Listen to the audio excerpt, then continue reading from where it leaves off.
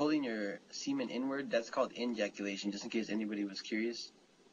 Why don't we touch up a little bit on what some of us would consider an actual healthy sexual lifestyle would be like. Let me see. Let's say what would we consider an out of balance sexual lifestyle, and then what would we consider it to be healthy? Yeah. Bumbleclad. Go, Gary. Go Gary. I was just going to add that, for an example of a relationship who's out of balance, you go out there with all kind of partners, and they see that if you have sex with a person, you contract that same energy that the partner you are with, or whatever partners they had before, you get too. So it's like when Carl made this the little parable about the trash. If you lie with dogs, you get fleas. If you mix with any and everyone, you're going to contract that energy within you. And for women especially, I think it's important because women are actually magnetic, so they tend to pull more energy towards them than a man would, and they're actually more prone to getting sick from these things. Also your diet as well. If your diet is not up to par, for example, if you have a lot of acid in your diet and stuff like mucus as well, actually it's going to affect you.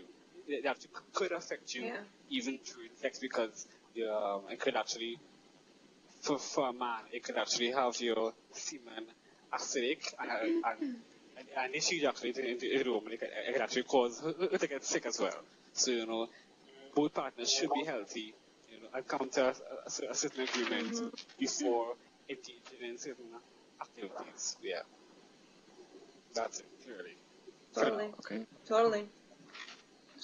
Yeah. Also, I was thinking, women, like Gary said, women are more magnetic.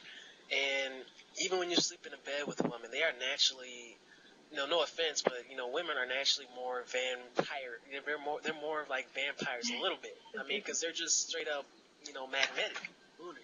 So even when you sleep next to them, you lose energy. I mean, because that's how magnetic they are. So even if you're not having sex, you want to be sure that if you're sleeping around in the same bed as this woman that she's somebody you want to give energy to, because I mean when you sleep you're supposed to recharge your energy, and if you're sleeping next to somebody who's not on your level energetically, then they're just taking your energy and you're kind of boosting them again. So just wanted to add that. So basically I wanted to get you guys' perspective on religions and sex, the difference between Christianity and, let's say, Hinduism or Taoism, because, I mean, you have to really, when you really look at those different spiritual systems, there's a major difference in what their views on sex. I mean, Christianity, they don't want you having sex until you're married, and Taoism and Hinduism is like, they teach you how to have sex. It's really different views on sex on those different religions. What are you guys' thoughts on that? Support. May I? Yeah. Go ahead. Yeah. Well, as I wanted to say, between Christianity, Taoism, Hinduism, the different cultures. Some understand energy, some don't. So you get a perspective where they tell you, okay, well, no, and they strict no, or they give you this yes, but only in what we accept. And really, it kind of damages you because, like, for a person, okay, let's say a male, who is always abstinent and stuff like that. What they never told people is that you're supposed to actually transmute that energy because what happens is when you abstain too long, it actually builds up like a pressure. And what happens to a pipe that has too much pressure?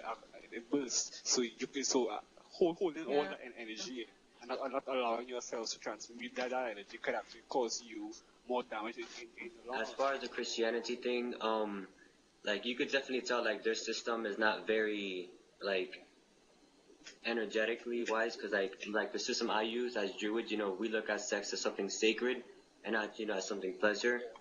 So like we have like actual holidays. You know, I know it sounds crazy, but it's sexual holidays. So like it's for 3 days, and people. I know it sounds crazy, but you go there for 3 days, and it's like a whole bunch of people having sex. But also that like they also put like the animals to mate to each other, and they when they do that, they do rituals with the animals, and they take the animals' energy, because when they're having sex, the animals' energy is very increased. So they take that, and they take the energy of the animal, so you could be part, like, more in tune with that, spiritually. So you could tell like Christianity is not really something you want to be a part of, and when it comes to energy wise. But I mean, everybody pretty much got it down packed, with the energy wise. Yeah, that's a good Yeah, point. I it's mean, very mainstream Christianity is also like really different too. Like, I mean, if you go into like the Gnostic Christianity and Judaism, like, and you get more into Kabbalah, like, even Kabbalah is considered to be very sexual. Like, if you look at like the Tree of Life, like Yesod is, compared to be like a phallus, because it like sort of impregnates the earth with the energy of the sun and whatnot. So like, and but mainstream Christianity and those mainstream religions are basically made to be suppressive in general. So definitely it's of energy very, left. it's very suppressive. I mean, their own people are, going as far as to,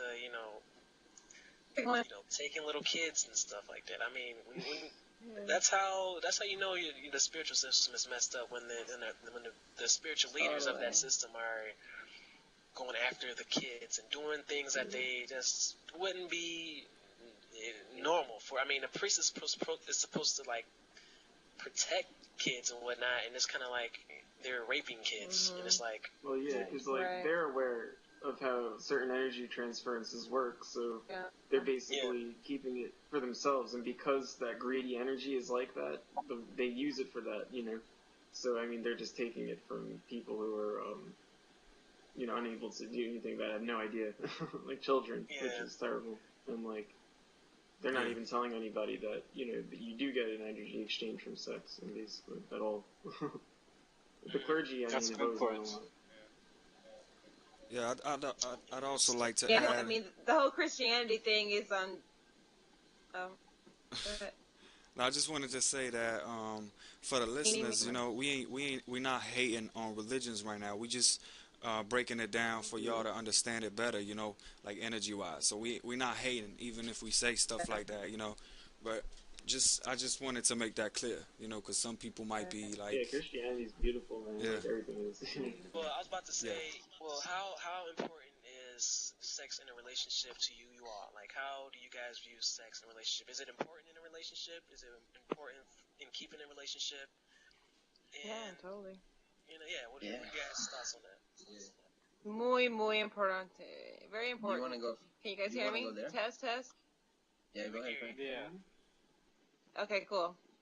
Yeah, I think it's crucial. I mean, it's definitely a bonding moment with your partner, and a healthy bonding every once in a while or frequently is going to induce more growth and more connection between you two, especially if you guys are as individuals are working on yourselves spiritually, and then you come together and bond those two spiritual um, elevations together. Then you kind of like take yourself even higher. So I think that's really crucial to make sure that you get that connection in to solidify where you guys are at. Yeah, for sure. Yeah. It's pretty cool. Sex is a great thing for like pacifying. Like, what's the word I'm looking for? Like, if you guys have an argument, like if you have an argument, and you need to like pacify like the angry tension. Like, having sex is a good way to do that. That's why they have like that concept of makeup sex. Angry sex. Like, there's bonobo monkeys. Actually, like a lot of monkeys go to war with other tribes, but bonobo monkeys will actually just have huge orgies instead of going to war to resolve their conflicts with other tribes. And I think that's really awesome. Wow. Yeah, Interesting fact, Harsh. That All makes learn sense. from I like that. crazy as monkeys. That's why they say animals are the first teachers.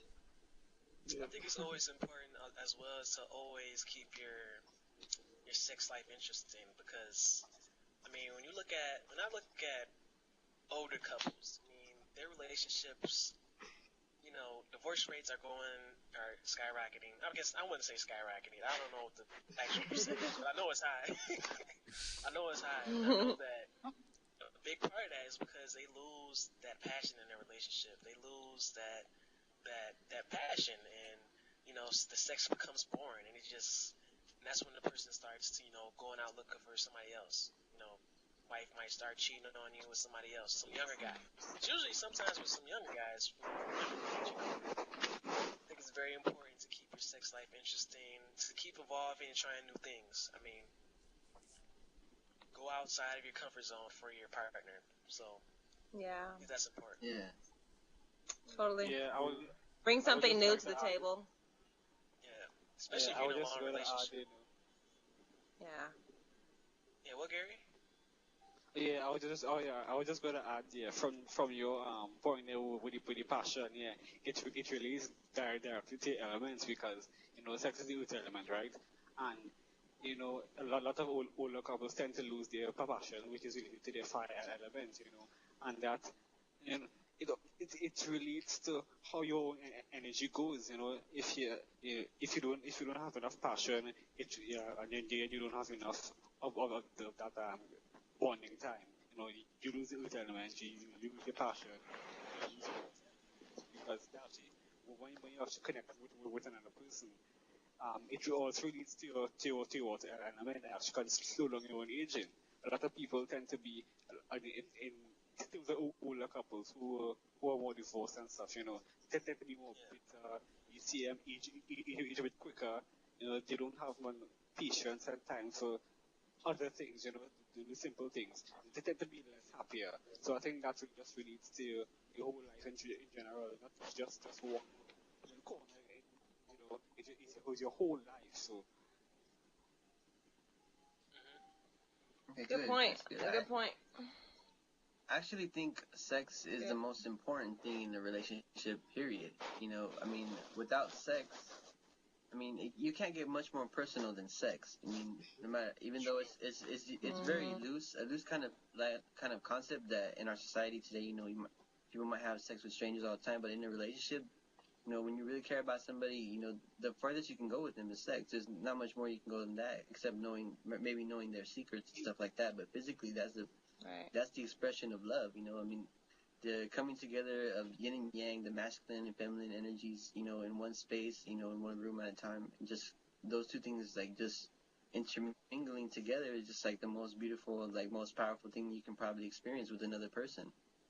It's just Yeah. like, it's just something you have to really get in, like, start to acknowledge that it's, like, important. But as relationship wise, I think that's, like, most important thing that you can do with someone else. Like, and that's something that a lot of people, like, undermine sometimes. And it should be valued a lot more than it is.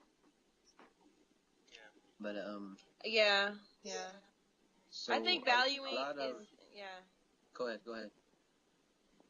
I think also Oh. before sex, you should also have a strong communication between your partners so you can, be comfortable enough to speak about like personal feelings about like what you want with sex or anything like that.